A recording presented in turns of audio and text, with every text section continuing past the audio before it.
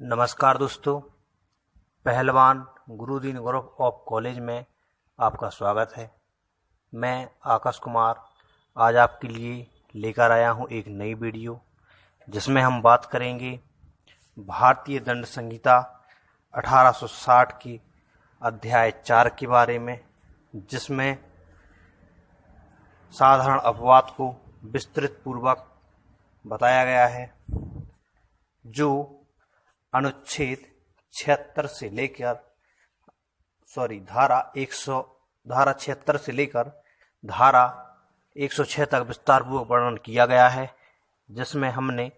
पिछली 2 वीडियो में जिसके बारे में विस्तारपूर्वक वर्णन किया था, उसी को अग्रसर करते हुए हम आज की वीडियो प्रारंभ करते हैं। धारा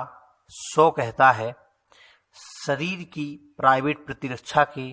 अधिकार का विस्तार मृत्यु कारित करने पर कब होता है।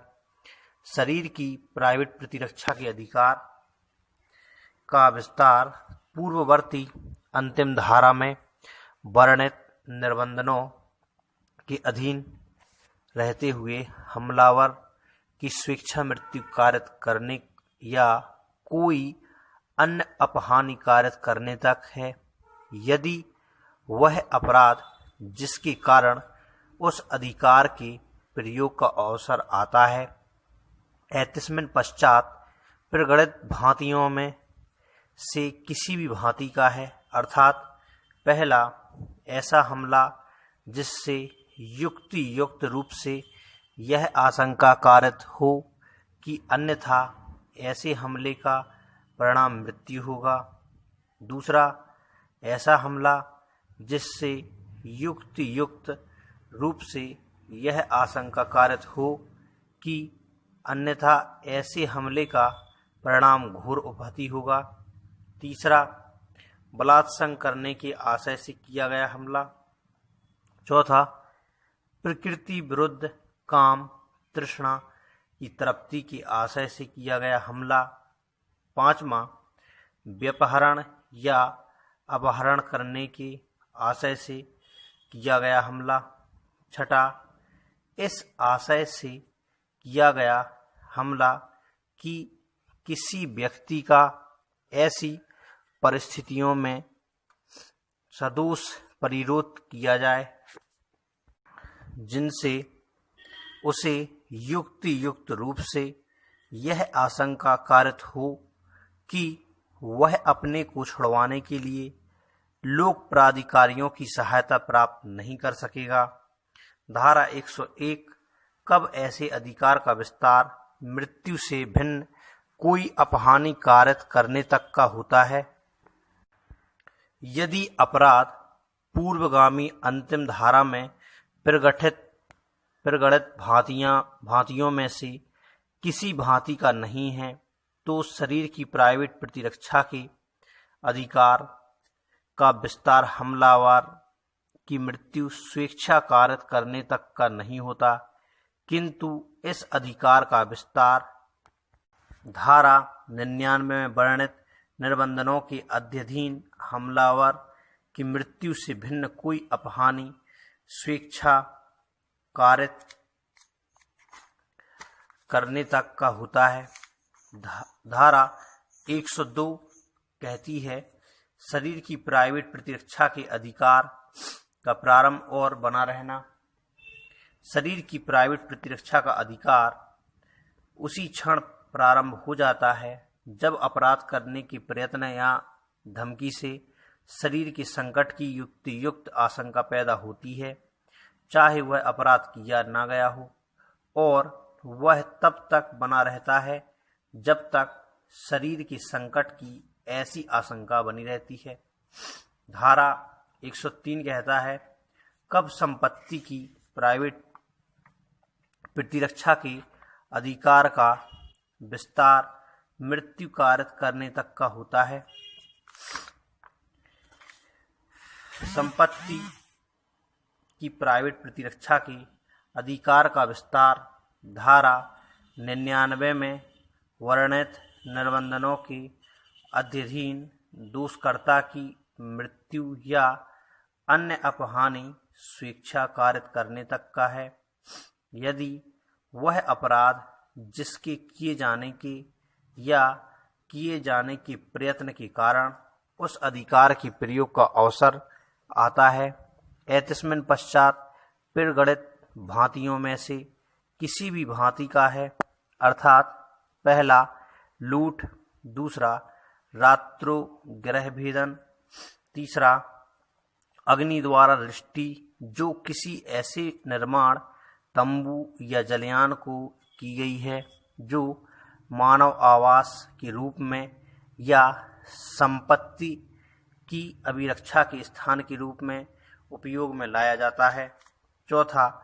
चोरी, रिष्टि या गृह अतिचार जो ऐसी परिस्थितियों में किया गया है जिनसे युक्त रूप से यह आशंका कारित हो कि यदि प्राइवेट प्रतिरक्षा के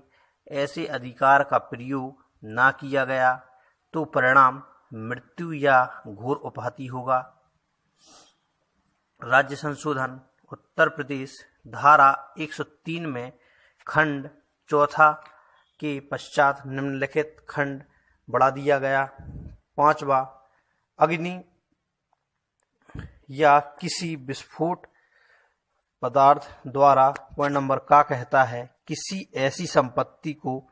जो सरकार या किसी स्थानीय प्राधिकारी अथवा सरकार के स्वामित्व में या उसके नियंत्रणाधीन अन्य निगम के प्रयोजन के लिए हो अथवा प्रयुक्त किए जाने के लिए अभिप्रेत हो, या पॉइंट नंबर ख कहता है किसी रेलवे को जैसा कि भारतीय रेल अधिनियम 1890 अब भारतीय रेल अधिनियम की धारा 3 के खंड 4 में परिभाषित है, अथवा रेलवे स्टोर को जैसा कि रेल संपत्ति विधि विरुद्ध कब्जा अधिनियम 1955 में परिभाषित है, या ग कहता है किसी ट्रांसपोर्ट व्हीकल को जैसा कि मोटर यान अधिनियम अब 1939 की धारा 2 के खंड 33 में परिभाषित है कि गई प्रविष्टि उत्तर प्रदेश अधिनियम संख्या 29 सन 1970 धारा 2 प्रभावी 17/7/1970 धारा 104 ऐसे अधिकार का विस्तार मृत्यु से भिन्न कोई अपहानि कारित करने तक का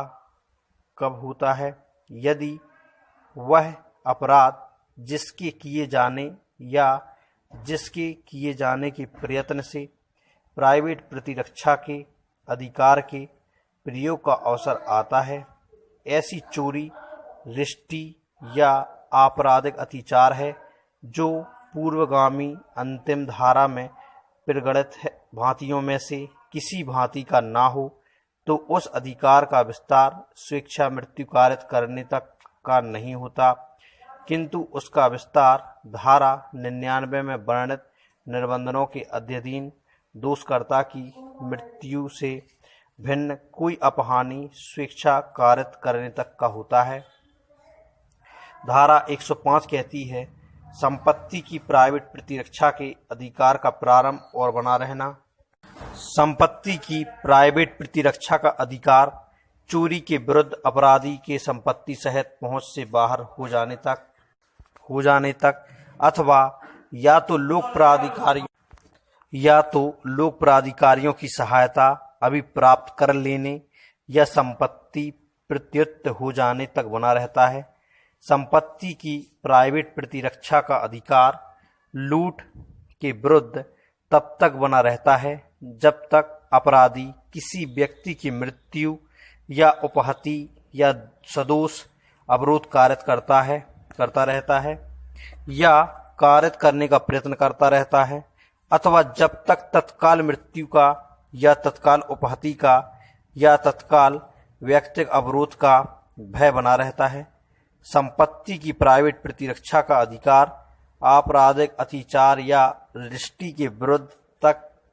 तब तक बना रहता है जब तक अपराधी आपराधिक अतिचार का या रिष्टि करता रहता है। संपत्ति की प्राइवेट प्रतिरक्षा का अधिकार रात्रो गृह भेदन के विरुद्ध तब तक बना रहता है जब तक ऐसे गृह भेदन से आरंभ हुआ गृह अतिचार होता रहता है। धारा 106 कहता है घातक हमले के विरुद्ध प्राइवेट प्रतिरक्षा का अधिकार जबकि निर्दोष व्यक्ति को अपहानि होने की जोखिम है। जिस हमले से मृत्यु की आशंका युक्तियुक्त रूप से कारित होती है उसके विरुद्ध प्राइवेट प्रतिरक्षा के अधिकार का प्रयोग करने में यदि प्रतिरक्षक ऐसी स्थिति में हो कि निर्दोष व्यक्ति की अपहानि की जोखिम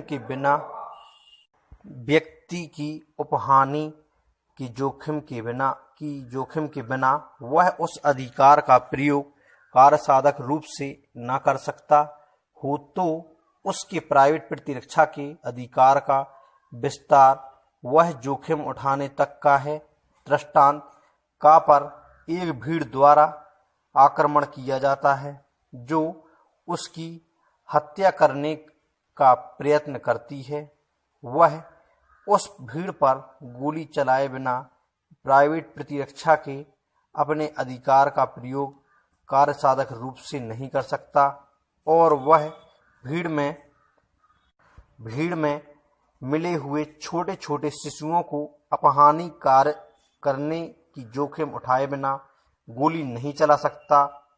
यह यदि वह इस प्रकार गोली चलाने से उन शिशुओं में से किसी शिशु को अपहानि करे तो का कोई अपराध नहीं करता है। Thank you so much.